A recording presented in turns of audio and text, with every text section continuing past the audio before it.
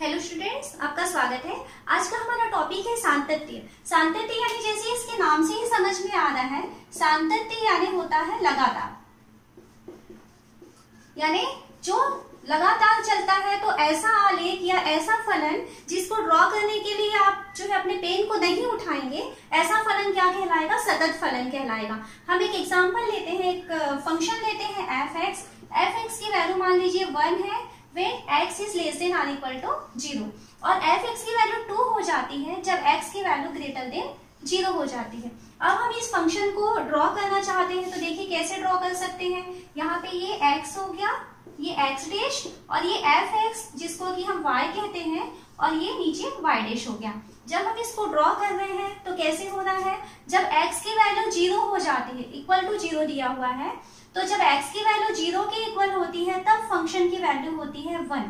तो यहाँ पे देखिए x की वैल्यू 0 है, तो मान लीजिए यहाँ पे फंक्शन है y की वैल्यू जो है वो 1 पे है। तो क्या हो रहा है? 0 पे 1 आ गया। जब x की वैल्यू 0 से छोटा हो जाता है, मतलब निगेटिव वैल्यू आती है, तब उस कंडीशन में भी फंक्शन की वैल्यू 1 ही रहती है। तो x की वैल्यू 0 से छोटा मतलब आपको निगेटिव साइड में आना है, उस कंडीशन में भी फंक्शन आपका क्या रहता है? 1 में ही रहता है। लेकिन जब x की वैल्यू 0 से ग्रेटर हो जाती है, यानी आप थोड़े से भी आप 0 से आगे की तरफ बढ़ेंगे, तब फंक्शन की वैल्यू हो जाती है 2। तो हम 0 से थोड़ा सा ही अगर आगे बढ़ेंगे तब ये फंक्शन जो है, यहाँ मान लीजिए 2 है, तो ये 2 होकर के फिर आगे कंटिन्यू इस तरीके से चली जाती है। x इक्वल टू 0 पे क्योंकि इसकी वैल्यू 1 है, इसलिए आपको इस तरीके से यहाँ पे निशान देना है। तब हम क्या देख रहे हैं? क्या अब इस फलन को आपको जब ड्रॉ कर रहे हैं तो आप क्या देख रहे हैं? क्या हम इसे लगातार ड्रॉ कर पा रहे हैं? हम क्या कर रहे हैं यहाँ पे? जब हम इसे ड्रॉ कर रहे हैं तो आपको अपने पेन को उठाना पड़ रहा है ना। यहाँ तक हम तो गए, लेकिन आपको पेन को उठा करके फिर आगे जाना पड़ रहा है। तो ऐसा फलन जिसको आपको ड्रॉ करने के लिए आपके पेन को उठाना पड़ रहा है, तो इस टाइप का फलन जो है ये क्या कहलाता है? असतत फलन कहलाता है। तो गणितीय परिभाषा में हम क्या कह सकते हैं कि फलन सतत कब क्यों नहीं है? यहाँ पे इस फलन के लिए जो लेफ्ट हैंड लिमिट है, तो लेफ्ट हैंड लिमिट की वैल्यू और राइट हैंड लिमिट की वैल्यू ये दोनों अलग अलग है। यहाँ पे इस फंक्शन के लिए जब हम लेफ्ट हैंड लिमिट लेते हैं, यानी कि जब वो 0 से थोड़ा भी कम होता है, उस कंडीशन में इस फंक्शन की वैल्यू 1 हो जाती है। तो यहाँ पर left hand limit is not equal to right hand limit.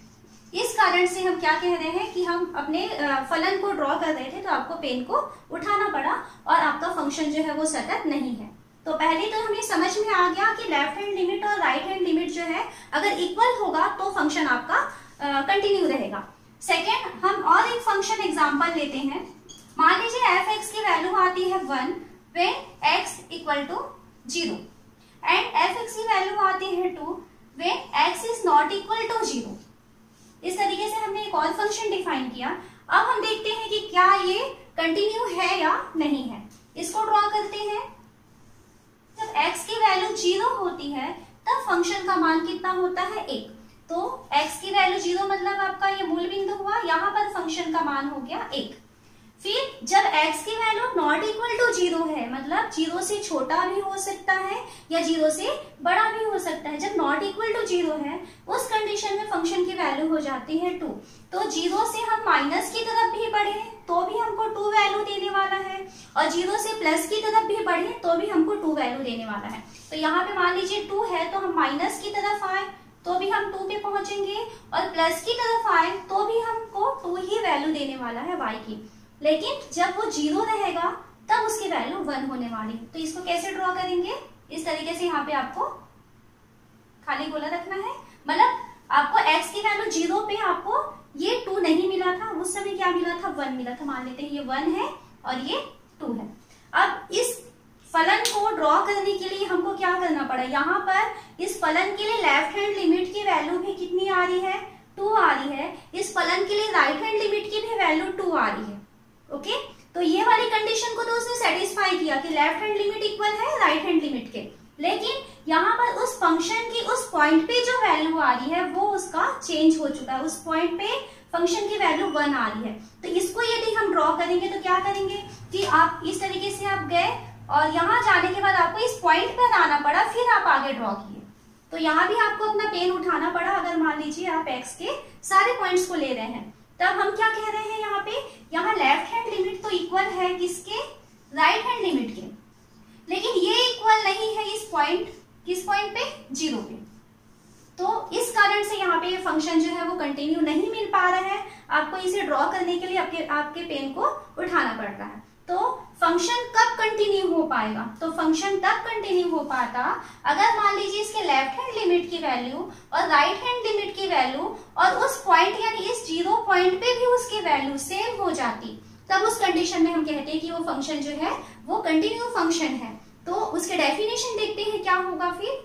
तो किसी पॉइंट पर सातत्य की परिभाषा होती है कि वास्तविक संख्याओं की किसी समुच्चय में यदि f एक वास्तविक फलन है तो f के प्रांत में यदि एक बिंदु a है तो बिंदु a पर फलन f सतत तब होता है जब limit x tends to a plus fx यानी राइट हैंड लिमिट इक्वल होगा limit x tends to a minus fx यानी लेफ्ट हैंड लिमिट के, और ये इक्वल हो जाएगा fa यानी उस पॉइंट पर फंक्शन की वैल्यू के। अगर ये तीनों इक्वल हो जाते हैं तब हम कहेंगे कि पॉइंट a पर वो फलन जो है सतत हो जाएगा। तो किसी पॉइंट पर आपको फलन के सातत्य को चेक करना है कि वहां फलन सतत है या नहीं है, तो आप क्या करेंगे, उस पॉइंट पर उस फंक्शन की लेफ्ट हैंड लिमिट निकालेंगे, वहां पर फलन की राइट हैंड लिमिट निकालेंगे और उस फंक्शन पे आप फलन की वैल्यू निकालेंगे। अगर तीनों वैल्यू इक्वल हो जाती है तब हम कहेंगे कि फलन सतत होगा, अन्यथा वो फलन जो है वो असतत फलन कहलाएगा। यहाँ हमें क्वेश्चन देते हैं x इक्वल टू 1 पर फलन fx equal to 2x plus 3 के सातत्य की जांच कीजिए। तो यहाँ पर आपको कहाँ पे जांच करना है, x इक्वल टू 1 पे। तो क्या करना है, पहला पॉइंट आप x इक्वल टू 1 पर सबसे पहले फलन की वैल्यू निकालिए कि क्या होने वाला है। तो x इक्वल टू 1 पे हम फलन की वैल्यू निकालते हैं, तो हम लिखेंगे f1 इक्वल टू फंक्शन है 2x प्लस 3, तो ये हो जाएगा 2 इंटू 1 प्लस 3, जहाँ x है वहां पर आपको वैल्यू देना है 1, तो इसकी वैल्यू हो जाएगी 2 इंटू 1 2 प्लस 3, यानी कि आपको f1 की वैल्यू मिल रही है 5। ये फर्स्ट हो गया। सेकेंड काम हमें करना है, यहाँ पर आप राइट हैंड लिमिट निकालिए। तो राइट हैंड लिमिट का मतलब होता है, कैसे लिखते हैं उसको, लिमिट x टेंड्स टू किस पॉइंट पे लेना है आपको, 1 पे। तो हम राइट हैंड लिमिट के लिए लिखते हैं 1 प्लस fx, इसकी वैल्यू आपको चाहिए। तो इक्वल टू हो जाएगा लिमिट h टेंड्स टू 0, यहाँ h टेंड्स टू 1 प्लस था, लिमिट के डेफिनेशन हम जानते हैं, तो ये हो जाएगा h टेंड्स टू 0। इसे हम लिख सकते हैं, क्योंकि राइट हैंड लिमिट है तो इसे हम लिख सकते हैं 1 प्लस h, यानी कि 1 से थोड़ा ज्यादा, राइट हैंड यानी उससे आपको थोड़ा सा ज्यादा वैल्यू चाहिए। तो यहाँ h जो है बहुत ही नगण्य एक संख्या लेते हैं, तो ये हो जाएगा 1 प्लस h। अब देखिए क्या हो रहा है, limit h tends to 0, fx कैसे डिफाइंड है, fx की वैल्यू है 2x प्लस 3, तो f1 प्लस h कैसे डिफाइंड हो जाएगा, 2x की जगह है 1 प्लस h प्लस 3, इस तरीके से लिख सकते हैं इसे, equal to limit h tends to 0, ये यहाँ ब्रैकेट ओपन करें तो 2 प्लस 2h प्लस 3, ये हो गया। अब यदि हम मान लीजिए h की वैल्यू 0 रख देते हैं, देन आपको यहाँ पे क्या मिल जाएगा, 2 प्लस 3 यानी कि 5, तो आपको राइट हैंड लिमिट की वैल्यू भी मिल रही है 5। अब हम नेक्स्ट काम करते हैं, लेफ्ट हैंड लिमिट की वैल्यू निकालते हैं। तो लेफ्ट हैंड लिमिट यानी आपको इसको लिखना रहता है लिमिट h टेंड्स टू, क्योंकि लेफ्ट हैंड है तो आप 1 माइनस यानी 1 से लेफ्ट की तरफ माइनस की तरफ जाएंगे, fx इक्वल टू हम लिख सकते हैं limit h tends to 0 f1 minus h। आपको लेफ्ट लेना है, मतलब आपको उससे थोड़ी कम वैल्यू चाहिए। अब आपको क्योंकि फंक्शन डिफाइंड है 2x प्लस 3, तो x की जगह अब हमें क्या रखना है, 1 माइनस h, तो ये हो जाएगा 2, यहाँ लिखेंगे limit h tends to 0, 2x की जगह लिखेंगे 1 माइनस h प्लस 3, यहाँ हो जाएगा लिमिट h टेंड्स टू 0, यहाँ ब्रैकेट ओपन करिए तो 2 माइनस 2h प्लस 3, ये हो चुका। अब हम यहाँ मान लीजिए h की वैल्यू को 0 रख देते हैं, उस कंडीशन में हमारे पास वैल्यू हो जाएगी 2 प्लस 3, यानी हमको क्या मिल गया यहाँ पर 5। अब हम क्या देख रहे हैं कि फंक्शन की 1 में वैल्यू 5 आ रही है, फंक्शन की राइट हैंड लिमिट भी 5 आ रही है और फंक्शन की लेफ्ट हैंड लिमिट भी 5 आ रही है। तो यहाँ पर लेफ्ट हैंड लिमिट इक्वल है राइट हैंड लिमिट और ये इक्वल है फंक्शन की 1 पे वैल्यू के। तो क्योंकि ये सातत्य की डेफिनेशन को सेटिस्फाई कर रहा है, उसकी जो कंडीशन होती है उसको सेटिस्फाई कर रहा है, तो हम क्या कहेंगे कि x इक्वल टू 1 पर फलन सतत है।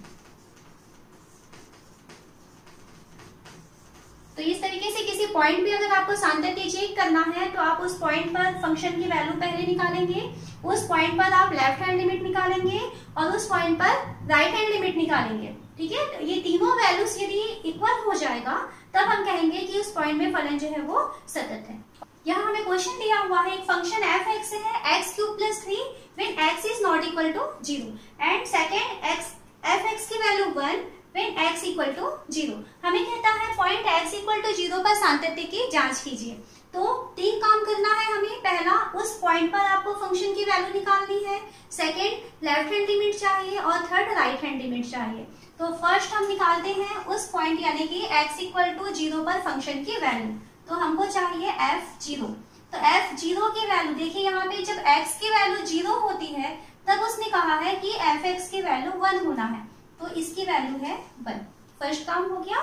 सेकेंड काम हम निकालते हैं इसमें राइट हैंड लिमिट। तो राइट हैंड लिमिट निकाल रहे हैं, इसका मतलब है आपको लिखना है लिमिट h टेंड्स टू, किस पॉइंट पे राइट हैंड चाहिए आपको, 0 पॉइंट पे, तो आपको लिखना है 0 प्लस fx, इस तरीके से लिखते हैं, है ना। तो ये हो जाएगा limit h tends to 0 f0 plus h, क्योंकि आपको राइट हैंड लेना है तो 0 से थोड़ा सा आगे आपको जाना है राइट की तरफ, तो ये हो जाएगा 0 प्लस h।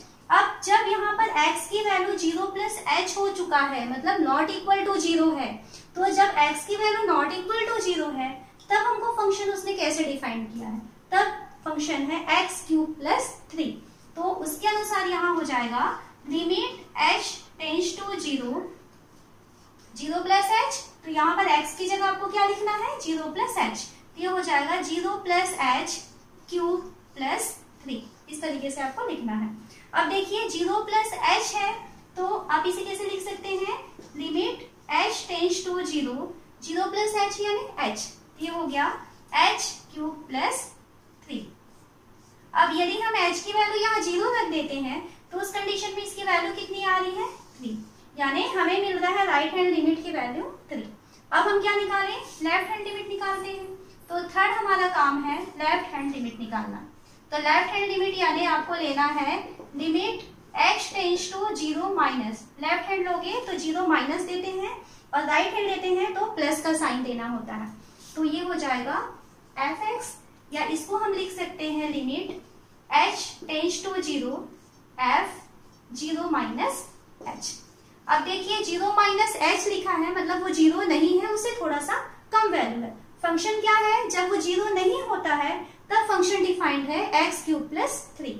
तो ये हो जाएगा limit h tends to 0 minus h cube plus 3, ये हो जाएगा equal to limit h tends to 0, ये अगर ब्रैकेट ओपन करेंगे तो माइनस h क्यूब प्लस 3। अब यदि मान लीजिए आप यहाँ पर h की वैल्यू 0 रख देते हैं तब उस कंडीशन में हमको क्या मिल जाएगा, ये 0 प्लस 3, यानी आपको इसकी वैल्यू मिल रही है 3। अब हम तीनों वैल्यूज को देखते हैं। उस पॉइंट यानी x इक्वल टू 0 पर फंक्शन की वैल्यू है 1, लेफ्ट हैंड लिमिट की वैल्यू आ रही है 3 और राइट हैंड लिमिट की वैल्यू आ रही है 3। तो ये दोनों तो इक्वल है, बट उस पॉइंट पे उस फंक्शन की वैल्यू अलग है। तो हम क्या लिखेंगे कि लेफ्ट हैंड लिमिट इक्वल है राइट हैंड लिमिट के, but is not equal to f0, इसलिए हम क्या कहेंगे, फलन सतत नहीं है, फलन x इक्वल टू 0 पर सतत नहीं है।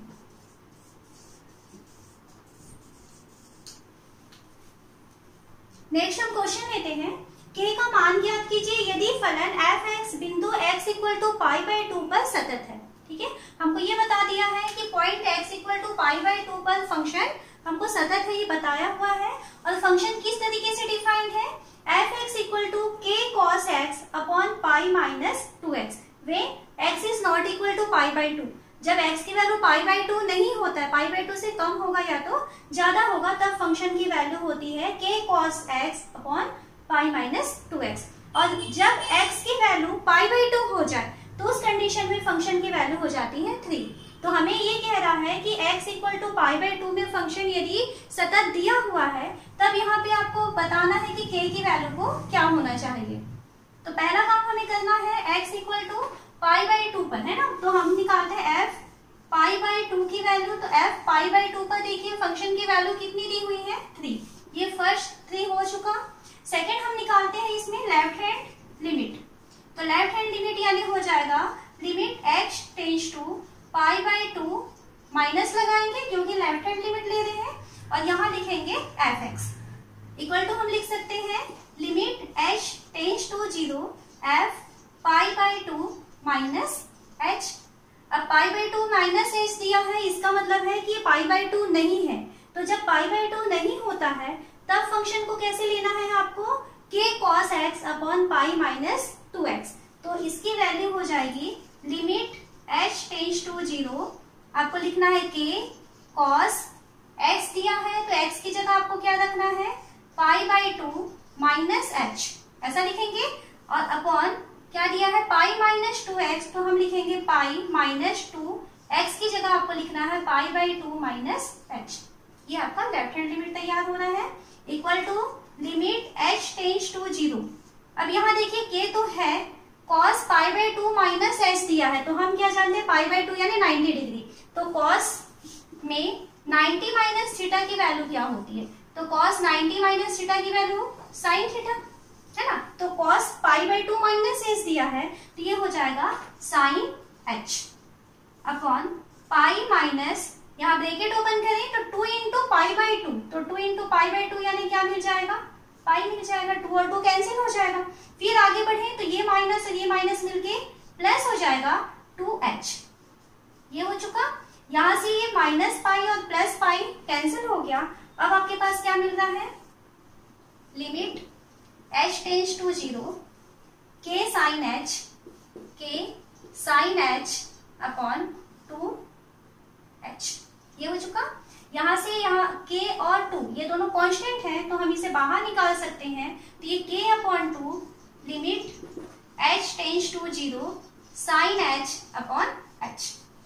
और हम क्या जानते हैं limit h tends to 0 sin h upon h की वैल्यू 1 होती है। तो हमको मिल चुका है यहाँ पर k अपॉन 2। ये आपका लेफ्ट हैंड लिमिट तैयार हो गया। अब हम तीसरा काम करते हैं, इसमें राइट हैंड लिमिट की वैल्यू निकालते हैं। तो इसकी वैल्यू होती है लिमिट h टेंड्स टू, किस पॉइंट पे चाहिए आपको π/2 पर, तो ये हो जाएगा π/2 प्लस का साइन देंगे और यहाँ लिखेंगे fx क्योंकि राइट हैंड का ले रहे हैं। तो ये हो जाएगा लिमिट h टेंड्स टू 0, क्या हो जाएगा यहाँ पर f π/2 प्लस h, क्योंकि ये प्लस वाला है तो π/2 प्लस h देंगे। अब देखिए π/2 प्लस h दिया हुआ है मतलब ये π/2 नहीं है। तो जब π/2 नहीं होता है x की वैल्यू देन आपका फंक्शन फिर से यही डिफाइंड है k cos x upon pi minus 2x। तो इसकी वैल्यू हम लिखेंगे लिमिट h टेंड्स टू 0, क्या हो जाएगा k cos x, x दिया है तो x की जगह आपको क्या लिखना है π/2 plus h upon pi minus 2x। तो हम लिखेंगे पाई माइनस 2x की जगह लिखेंगे π/2 प्लस h। ये वैल्यू हम यहाँ पर रख दिए हैं। इक्वल टू हो जाएगा लिमिट h टेंड्स टू 0, यहाँ देखिए क्या हो रहा है k cos π/2 प्लस h दिया है तो cos π/2 प्लस थीटा की वैल्यू हम जानते हैं माइनस साइन थीटा। तो ये क्या हो जाएगा माइनस साइन थीटा, यानी कि यहाँ पर थीटा की वैल्यू दिख रहा है h, तो माइनस साइन h अपॉन नीचे आ रहा है पाई माइनस, ब्रैकेट ओपन करेंगे यहाँ पर तो ये हो जाएगा पाई माइनस 2h, ये हो चुका। तो माइनस पाई और प्लस पाई दोनों कैंसिल हो गए। अब देखिए क्या मिल रहा है, यहाँ से limit h tends to 0 k sin h upon 2h, यहाँ से ये भी माइनस है और ये भी माइनस है तो दोनों माइनस कैंसिल हो जाएंगे। अब यहाँ देखिए ये k और 2 ये दोनों कांस्टेंट टर्म्स दिखाई दे रहे हैं आपको, तो ये दोनों कांस्टेंट है तो आप यहाँ से बाहर निकाल सकते हैं। तो ये हो जाएगा k upon 2 limit h tends to 0 sine h upon h। अब इसकी वैल्यू हम जानते हैं limit h tends to 0 sine h upon h की वैल्यू 1 होती है तो हमको यहाँ पर मिल गया है k अपॉन 2। ये है right hand limit. Left hand की लिमिट की वैल्यू कितनी आ रही है k/2 और उस पॉइंट पे फंक्शन की वैल्यू कितनी आ रही है 3। और हमें कहता है क्वेश्चन में कि x = π/2 में फलन सतत है। तो अगर यहाँ पे सतत है फलन तो ये तीनों वैल्यूज पे इक्वल होना चाहिए। तो ये k/2 है, ये भी k/2 है और ये 3 है, तो तीनों वैल्यू इक्वल होना चाहिए। तो हम यहाँ लिखेंगे क्योंकि फलन सतत है इसलिए राइट हैंड लिमिट इक्वल होगा लेफ्ट हैंड लिमिट और ये इक्वल होगा f π/2 के, यानी k/2 की वैल्यू हमको मिलना चाहिए 3 के बराबर या k की वैल्यू हो जानी चाहिए 6 के इक्वल। तो हमको क्वेश्चन में k की वैल्यू पूछता था, तो यहाँ पे k की वैल्यू यदि 6 हो जाती है तब फलन जो है यहाँ पर x = π/2 पर सतत होगा। यह एक और क्वेश्चन लेते हैं, a और b के मध्य संबंध स्थापित कीजिए जिनके लिए फंक्शन f(x) की value ax + 1 when x is less than or equal to 3 and bx + 3 when x is greater than 3। और ये कहता है ये फंक्शन x = 3 पर सतत है। तो आपको क्या कह रहा है, फंक्शन सतत है ये बता दिया है, तो उस कंडीशन में a और b के बीच में क्या रिलेशन होगा ये हमको बताना है। तो हमको क्या दिया हुआ यहाँ पे, फलन सतत है। तो कभी भी फंक्शन को सतत प्रूफ करने के लिए हम जान चुके हैं कि आपको 3 चीजें जाननी है। क्या, फर्स्ट कि आपको उस पॉइंट पे फंक्शन की वैल्यू लेनी है, सेकेंड उस पॉइंट से लेफ्ट हैंड लिमिट लेनी है और थर्ड लेना है आपको उस पॉइंट से राइट हैंड की लिमिट। और यदि तीनों वैल्यूज इक्वल हो जाती हैं तब वो फलन सतत होता है। तो यहाँ निकालते हैं हम, फर्स्ट निकालते हैं x = 3 पर फंक्शन की वैल्यू क्या होगी। तो हम निकालेंगे f(3) की वैल्यू। तो यहाँ देखिए जब x इक्वल का साइन यहाँ दिया हुआ है ना, तो x की वैल्यू यदि 3 के इक्वल हो जाता है तब हमारे पास फंक्शन होता है ax + 1। तो इसकी वैल्यू हो जाएगा a, x की जगह हो जाएगा 3 + 1, ऐसा लिखेंगे। तो इसकी वैल्यू हो गया 3a + 1, ये फर्स्ट वैल्यू हमको मिल चुका। सेकेंड हम निकालेंगे इसकी लेफ्ट हैंड लिमिट। तो लेफ्ट हैंड लिमिट यानी होता है, कैसे लिखते हैं उसको, लिमिट h टेंड्स टू किस पॉइंट पर, 3 के लिए। तो लेफ्ट हैंड के लिए आपको 3 माइनस का साइन देना है, f(x) = limit h tends to 0। आप इसको क्या लिखेंगे, limit h tends to 0 f(3 - h), ऐसा लिखते हैं, equal to limit h tends to 0 f(3 - h)। तो 3 - h यानी 3 से वो कम हो चुका है। h बहुत ही नगण्य राशि होती है, लेकिन आप 3 में से वो माइनस कर चुके हैं, तो अब ये संख्या क्या हो गई है, 3 से छोटी हो गई है ना। 3 - h की वैल्यू 3 से कम है। तो अब हम इसमें देखते हैं जब x की वैल्यू 3 से कम हो जाए तब आपका फंक्शन डिफाइन है ax + 1। तो ये हो जाएगा a, x की जगह आपको लेना है 3 - h + 1। जहां x दिखाई दे रहा है वहां पे आपको 3 - h रख देना है। ये हो चुका, equal to limit h tends to 0, यहाँ ब्रैकेट ओपन करें तो ये हो जाएगा 3a - 3h + 1, ये हो चुका। अब यहाँ पे अगर हम h की वैल्यू को 0 रख दें, h टेंड्स टू 0 है, तो h की वैल्यू हम 0 रख दें तब हमारे पास इसकी वैल्यू आ रही है 3a + 1। ये आपका लेफ्ट हैंड लिमिट हो चुका। राइट हैंड लिमिट में जाते हैं, तो थर्ड हम निकाल रहे हैं अब राइट हैंड लिमिट।